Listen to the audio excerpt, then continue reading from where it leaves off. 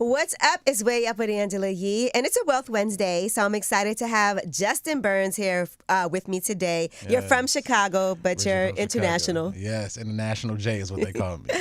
And you're the founder and CEO of Maestro. Yes. You're also a technologist, a futurist, an AI strategist, all of the things. Yes. Can you tell me what Maestro is for people who are listening and don't know? Yeah, so Maestro is a platform where creators can basically host their digital products, kind of similar if you know Patreon. Right, where you can actually sell, your knowledge, your expertise, but also you can build community as well. Okay, so I want to discuss your background and how you even got into this, because I know that this has been a journey for you as well. Big journey. Yeah. Crazy journey. So what even led to you deciding that this is something you want to do? Because I know coaching is really big for our community, but AI is also something that's really scary for us. Yeah. So we're going to talk about all of that, but how did you even come across? Yeah, so, born and raised in Chicago. I don't have any entrepreneurs in my family whatsoever. Me neither. So first generation, breaking the curses, right? But, growing up in Chicago, we didn't have many options. So I plopped around from job to job to job. And then as I was a cell phone, I used to actually sell cell phones, Angela. So as I was selling cell phones. Yeah, I was the plug. Okay. I was the plug, So as I was selling cell phones, this guy came into my job. And he was talking about, hey, have you ever thought about thinking outside the box? And I had never really thought outside the box because I thought the box was really limited to a 9 to 5. And so as we started to have a conversation, I was like, there's something interesting about this guy. Like, I want to get to know him. So he gave me his number. And we started talking. And he invited me to this event. And they were talking about the future of, everything. Now, at the time, AI wasn't a big, conversation. Right. This was about a decade ago. Okay. So, but he talked about that people in different parts of the world are going to be able to buy your product. You're going to be able to do business in London and Spain and Germany. And that just, I don't know, how that, like, those moments that something just hits you where you be like, that's it. I don't know what it is, but right. I'm going to go after that. And so fast forward, I tried to, I ended up getting fired. Thankfully for me, that was my moment. Why did you get fired? Listen, you trying to dig all deep. I already know. I was the plug. No. It was like, they was doing, how it is, like layoffs, stuff like that, like layoffs. So it was something that actually was a destiny moment for me that really helped me because I didn't know what was going to happen next. And sometimes being too comfortable in a position can be detrimental. Getting fired could be the best thing that happens to you. Listen, it was the best thing that ever happened to me. Now, if you would have asked me 10 years ago, was it the best thing that happened to me, I would have looked at you sideways. And I want to ask you, what was it about this person coming in and having a conversation with you and telling you to think outside the box that really connected at that moment? I think, I think a lot of times people plant seeds in us. And I think it's like at certain times is when we're ready. I think at that time I was really ready because I kind of really, being honest, like I hated my life. Right. I would like get up, put on the same clothes, go to, not the same clothes, but you get like the same, like the work outfit, like, the golf shirt. I was stinky. The same, listen, no, you ain't about to put that out there on the edge. Don't do me like that. So, but for me, it was just like tired of the same mundane things. Getting in the car, it was, in Chicago, we call it the Hulk. So I had to face the Hulk, which was negative 2-3 degrees. It was absolutely terrible. So, going through those motions really helped me. And so fast forward to today, I figured out, technology, which is the greatest. I tell people it's the greatest time in history to be alive because regular people, we now have a seat at the table. And that's what I'm excited about. So you bought an ebook. Yes. And that really also changed things for you. You never know where these lessons are going to come from, though. Yeah, it's like the small things. We're looking for like the sky to part, right. The rainbows to come out, but sometimes it's subtle. So it was like the scammiest ad. Angela was like, buy this, make $1 million. It was crazy. But buying that opened up my eyes that there was more opportunities than what I saw. And so kind of buying that took me down this journey of searching out different ways and seeing like, oh, I can work from home. Oh, I can actually create a business out of this. And that kind of led me to, where I'm at today. I think what people learned during COVID too was being able to shift to online. Because if you didn't have that presence when the pandemic started, you had to get it fast or you weren't going to survive. Right. So everybody was sitting at home, right? That was the perfect time to build up those skill sets, right? And so now, like I tell people, like, no matter where you're starting off, no matter what your background is, we now have tools. You can create things like, I'm sure we're going to talk about it. There's so many different ways that you can utilize AI to take advantage, and it doesn't matter where you're starting. So let's discuss AI, because this is something that for a lot of people feel like AI is going to take our jobs. Some people feel like, okay, we're looking at the music business. There are certain people who have embraced it. Eric Bellinger came on lip service and said he has AI artists signed to him. Ryan Timbaland. You know, a lot of people have embraced it, but there are some people who are fully against it. They think it belongs nowhere. Even writers, Hollywood, you know, you see people are getting laid off, and now but people who are getting hired are people who are experts when it comes to AI. And so for people who are scared about what's going to happen when it comes to AI, what would you say to them? Here's what I tell people, right? I love this saying, which is don't fear AI, right? Because that's not who's going to have to go through any type of, oh, they're going to lose my job, right? You want to fear the people that know how to use AI. Right? And so that's the people you want to fear, because there's still going to be a need for so many different industries. So it's kind of like if, say, like, for example, back in the day, right? Remember when, you know, like there was a couple different scenarios. Like, remember the cars started coming out, right? Everybody was on horses, right? If you would have just been like, let me not drive, I'm scared of car, I don't want to drive any cars, guess what ended up happening? Then you would have been left behind. Same thing with, I was seeing this joke that one of my friends wrote about. His mother was a math teacher, and when calculators first came out, everybody was like, hold on, you know, you had to buy the $100, $200 calculator. Like, who got $100, $200 for calculators? Then it was that expensive. They were crazy expensive. Even my mama was like, boy, what type of calculator is this? At that time, if you would have, like, calculators didn't take over anybody's job. There's still math teachers. There's still people who use it. It just is something to help people think faster and better and do things more efficiently. So when you think about AI, don't think about AI taking a job or doing that. Think about AI as a companion, something that can help you do things better. I also think about, I was reading a post the other day, and it was a business that had just shut down, which is always sad to see that happen. It was a restaurant, but they did this whole post about why they were closing, and people were in the comments were like, okay, you wrote this whole post with AI, and it's so obvious. And we can tell when somebody, because AI is not supposed to copy and paste. You are supposed to still, like, maybe it helps you come up with thoughts and ideas, but you still have to customize things and personalize them. You know, so I do agree with what you have to say, because AI is there as a tool to help you kind of monetize things, do things faster, do things easier, but it still requires somebody that's going to do some actual work. Yeah, and you have to see, it's not the tool, it's how you use the tool, right? And so some people use it like you talk about, they just go copy paste, they use things like, you know, tools like, let's just say Claude or ChatGPT. Everybody knows mostly about ChatGPT, right? But it's how you use the tool that makes you more efficient and more better. And like I said, it's a companion that can help you with so many things. I mean, I could think of like 4 or 5 different use cases of how people can actually build wealth with AI, and it's powerful. I love it. Give us a couple. Yeah, so one is like, let's just say, for example, no matter what, everybody here has experience who's listening to this. You've done something, right?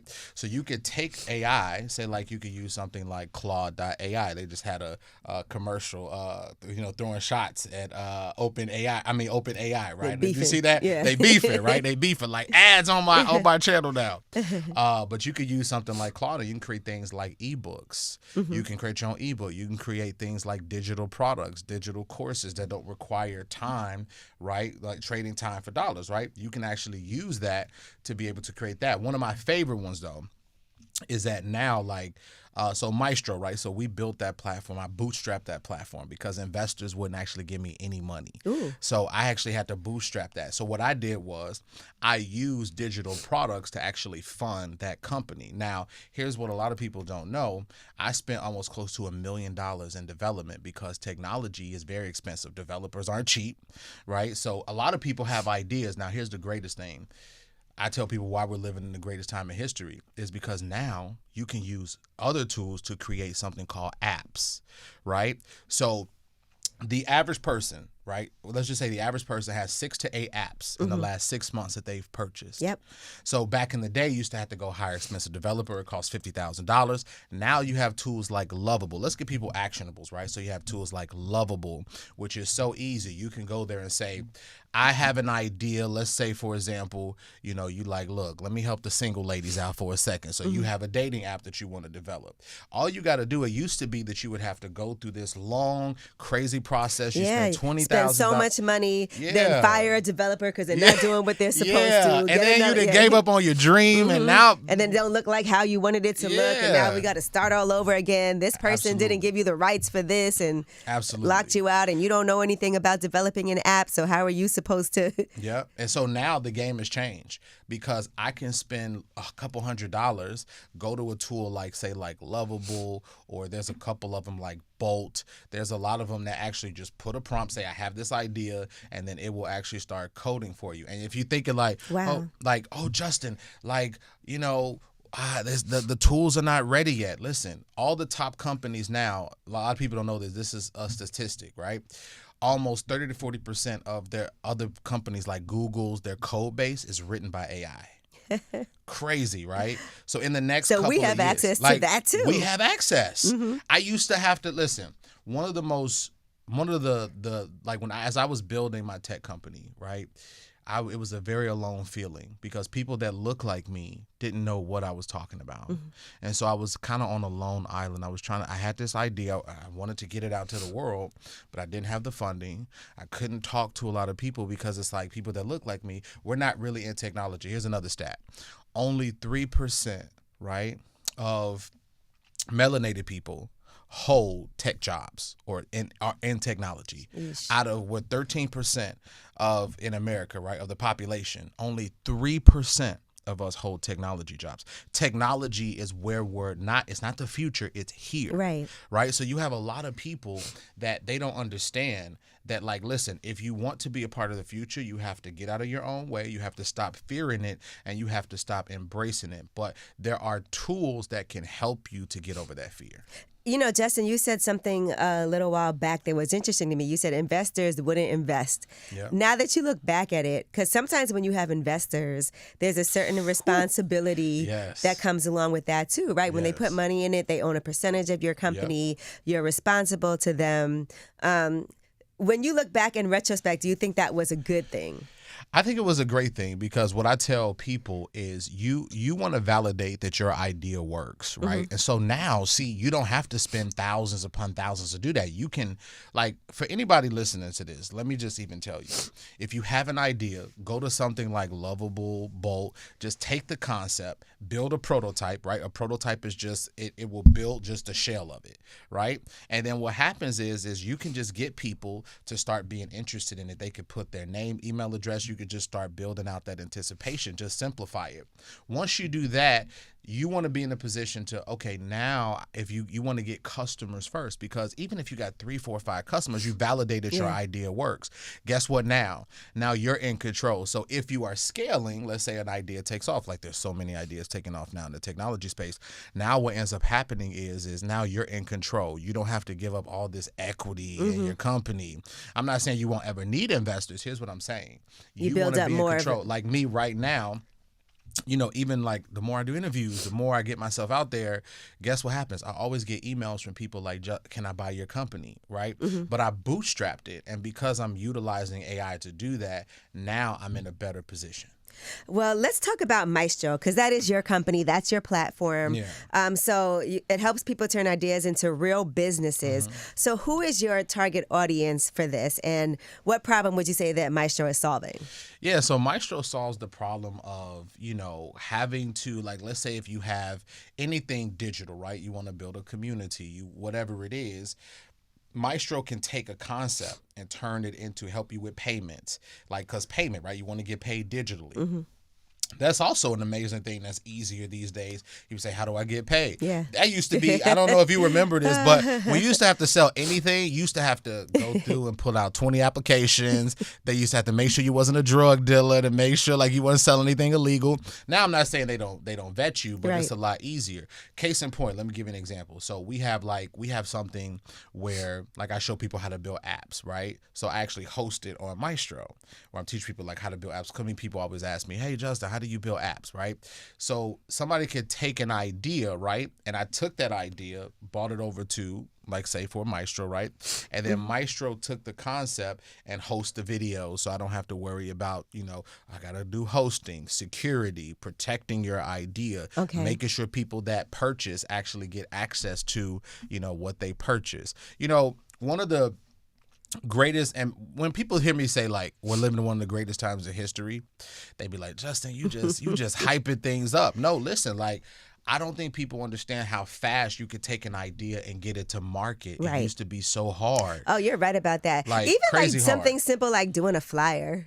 Like, it used to be like, can we find somebody who could do the graphics so I could, now you can be like, okay, let me just hurry up and input this. Okay, I could say change this, change that, and then it shoots back a flyer. I don't need anything crazy. I just need like a quick flyer done. That happened to me the other day. Like no, for real. Like, it used to be crazy. so hard. It was crazy. Like the other day, my team had logged out. Like this is like perfect case scenario like this.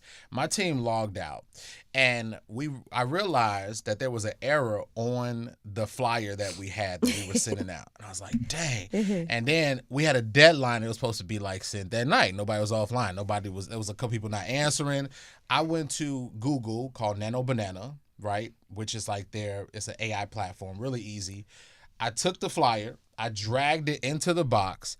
All I said was keep the same flyer, but correct this little line right here.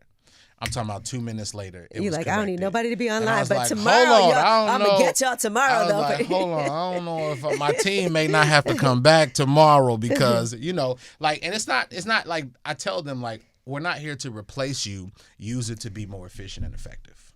Now, we also talk about, or you also talk about coaching, digital projects, also subscription-based businesses. Yeah. And so how do you help people with that side of things? Yeah, so we have Maestro where people host, but we also do something called Apps Built with AI because I believe, and this is something that I'm passionate about because I was like, people always ask me, they'd be like, Justin, I want to build this software, but back in the day, I couldn't help them because it was just so many like barriers. Right. But now I actually show people how to actually take an idea and turn it into an app because you can build mobile apps, you can build web apps, you can build tools. Like the game is changed, and so I love it. It's Give amazing. me an example of a business or a person that came to you that now has established a business. Like, just give me from start to finish how this works. It's a lot. So just give me one so people can understand. Yeah. So actually, this weekend we held like an event, right? And her name is Vicki. She's 60 plus years young. She said, don't say I'm old, say I'm seasoned, right? So we don't say seasoned, 60 years seasoned. And she had no idea a few months ago where she actually had an issue with caregiving, right? So, caregiving is a very complicated thing there's documents, there's so many things, especially you're dealing with a loved one. So what she did was she realized that, it's complicated, dealing with wills and trusts and so many different things in the caregiving process. Yes, it is. It becomes kind of complicated, and it's a very emotionally attached thing where she actually built her company called Kingkeeper. She built it. And she took that idea and she actually literally in about a month turned it into an app that she now sells. And she launched it. She didn't have any type of experience with it. And now she has, I think, like almost 20, 30 customers on it as we That's speak. amazing. Recurring. Like you just talked about recurring, right? People pay for these things. And so imagine if you're helping them to solve some type of problem like that. That's a big problem. I agree, man. I just went through that myself, and I know how difficult it is when you're like, okay, how do I shut all these accounts down? How do I make sure this is in place? How do I make sure that people know how to access like the information that that they're going to need Yep. if something happens to me. And so that is, and then you want to make sure that it's something that's affordable for people to do, because sometimes people get intimidated thinking it's going to cost me so much money to hire somebody to do this estate planning, to make sure that, you know, my will and everything is taken care of. And and that's the beauty of technology. The beauty of technology is not to make our lives complicated, to make it easy. And that's why we depend on it. That's why every day, me and you, we use all these tools. And so now I tell people, now create the tools that you want. Don't be a person who's just like, you know, a person who's just like consuming. Be a producer. Be somebody that actually builds. If you start now, the next 6 months, your life is going to be different because of the decisions you made 6 months prior. So, you know, just keep building, man. It's amazing. Now, you also have a spiritual platform. Yeah. Can we talk about Awakened Soul? Yeah. So Awakened Soul is a, you know, I always tell people, like, I'm a very spiritual person. I always think that God is within. And so for me, Awakened Soul came about because, again, I combined two of the ideas. It was like, well, I wanted to show people the things that I had learned, because I sold everything and traveled abroad, you know, and I went almost for 2 years. I was traveling the world. I love that for you. Listen, you go, listen. One day we gonna get that for you. We gonna get that for you. We was just talking about that. One day you gonna travel the world. Seasoned. Yeah. So one of the things is I started to find more of myself. So things like meditation, and so I connected those two things with technology. Right? And so, because I believe that technology and spirituality actually go hand in hand, right? So now we're able to create tools that help people with mental health, or helping them calm their anxiety down. So that's what Awakened Soul is. The ideology behind it is creating technology, because we also have a technology attached to the platform where people can do like breathing exercises. They could stop, because a lot of us, we're so on the go, and it's just money, work, that we don't stop and kind of center ourselves to kind of say, okay, it's not about what you believe. Let's like get that off the table, right? It's really, everybody knows that they need to stop and be able to kind of give themselves some type of like time where you can just stop, kind of calm yourself, center yourself, so that you could be the best version of yourself. So that's where Awakened Soul is. And I'm glad people think that now, because there was a time when we thought, we sleep when you die. Yes. And that used to be the motto. Yes. And we were working ourselves into but I feel like times have changed enough that people know that's not what it is. Now, I know there are people who are listening to this that are like, I have a great idea. I want to do this. I have an idea for an app, or I could have used this, and now I want to create something. What would you tell them is the first step? Yeah, so the first step is you want to, now this is how we could use AI. All you got to do literally is go to AI, let's say ChatGPT, right? Go to ChatGPT, go to Claude. That's one of the other resources, and just say, what are the 5 to 10 most trending? Because you want something that's trending. You want things that people are talking about, right? And the biggest way to get paid now is everybody gets paid because they're solving a major problem. People make having to come up with an app or whatever you're selling, they make it more complicated than that. Don't make it more complicated than that. You make it simple. Here's the problem. Here's the problem that is going to solve. How can I now take a vehicle like an app, and then after you take that idea, you literally take that concept, that AI, because AI is going to help you really go through and flush it out. What's the problem? What's the solution? How can I build this? And you could use a platform like Lovable, and that takes, I mean, literally less than $100, you can have a prototype, and it gets you into that mode of starting to, you know, hey, here's how I can get customers, and it puts you into this action-based mode instead of being reactive. I have to imagine that you are constantly coming up with ideas. Oh, I'm an idea. How do you figure out when it's time to actually move on it? Listen, like, you know, I always tell people, like, the best way to get ideas is to generate a lot of them. See, we think that generating a lot of ideas is bad. What you have to do is, it's not bad, because it's not, because like I did this exercise for a couple years. What I did was, I used to be really bad at coming up with ideas, but here's an exercise I tell people. Write down, every time you're in a room or you're around, write down one idea every day. What's going to happen is, over a period of a couple months, your ideas are going to start kind of like formulating, and you're going to get more ideas. So how you know which one to execute, right, is really as simple as just choosing which one has that, like 2 or 3 questions that you want to make sure that you answer before you choose an idea. Number 1, is it something that you see yourself committed to for the next 2 to 3 years? Can you see yourself? If it's something that you're not going to be like, look, I'm going to be in the game for 2 to 3 years, Don't pursue it. Don't Right. do it. Keep going. Like, pass, like Monopoly board, pass, go. Okay? Don't go back. Okay? So say, listen, I can see myself, because as much as I'm trying to make this easier, you still need to be committed. You need to commit yourself to the fact that, hey, I can see myself doing for 2 to 3 years. That's one. And then we'll just do a second one, right? The second one is like, now that I know that I have this idea, is it something that I can attach to something that I'm already doing already, right? Because the more you're passionate about something, passion is, people say, oh, don't, you always have this debate. Are you passionate? Are you not passionate? Passion doesn't place. I don't believe any of that, because you have many passions. Right. So if it's attached to something that you are connected to, you're gonna be more invested in it. So once you do that, then here's what you do. You just have to take the idea and you just have to say, I am committed to doing it, and you just do it. I know it sounds like just simplistic, but you have to commit to it. And as you keep going through the steps we talked about, today, right, it's not going to take you 6 months, because see, the problem is back in the day, it was time. It was that it took 6 months, and then by 6 months, you got shiny object syndrome. You're frustrated. Life is punching you in the face. It costs you so much money. Yeah, resources, and you're time. defeated. You're defeated. Now you can get something to market in less. It shouldn't take you. And here's another thing, another tip. The biggest thing is give yourself a small amount of time so that you show up for yourself. Meaning, hey, I'm going to give myself 30 days to get this idea out there. No matter if I fail, no matter if I fear it, no matter what's going on, I'm going to give myself 30 days to show up. If you do that, I promise you things will be different. I promise. Well, I believe you, because you took some crazy, like you came in here and talked about your 2 years traveling abroad. You even sold all your possessions. Sold everything. Yeah. To do that. What happened? Like, how did you have that awakening to say, this is what I'm doing? I think you have to be, I think the biggest thing is intuition. We often forget intuition, right? Most people don't understand the definition of intuition. Intuition is, no matter what you believe, there's always something guiding you in a small, still voice that tells you, don't do that. Don't cross it this time, right?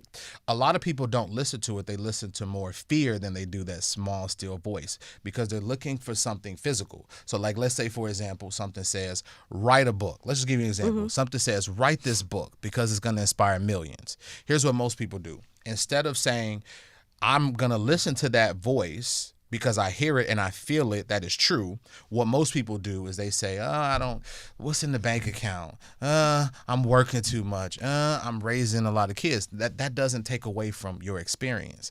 But the more you listen to that small, still voice, the more that other big things come up. So that's what happened for me with traveling. It was just like, sell everything. I woke up one in the middle of the night when I was like, I just put this nice painting on the wall that was fire, right? This African painting on the wall that was fire. And now I'm like, you just telling me to sell this? I just got this dope painting.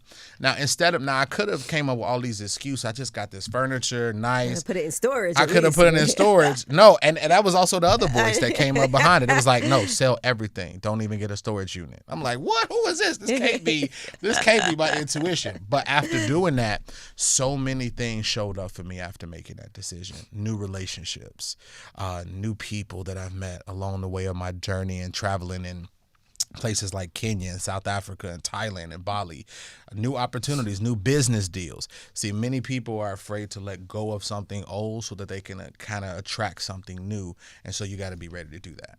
Wow. Well, it sounds like that whole experience is about to be a book. Yeah, listen, it's like I practice what I preach. I'm actually writing a few books right now. So, well, Maestro can help you with that. Maestro can help you with that. It can help you with that, definitely. So for people who are listening, if they want to reach out to you, or if they want to figure out how can they get started with their ideas and working with Maestro and connecting with you, how can they find you? Are there upcoming projects, events? How do they reach you? Yeah. So you can find me on Instagram, CEO Justin Burns. I'm always on Instagram, always posting on Instagram. And then also, if you want to take an idea, turn it into an app. It's called appsbuiltwithai.com.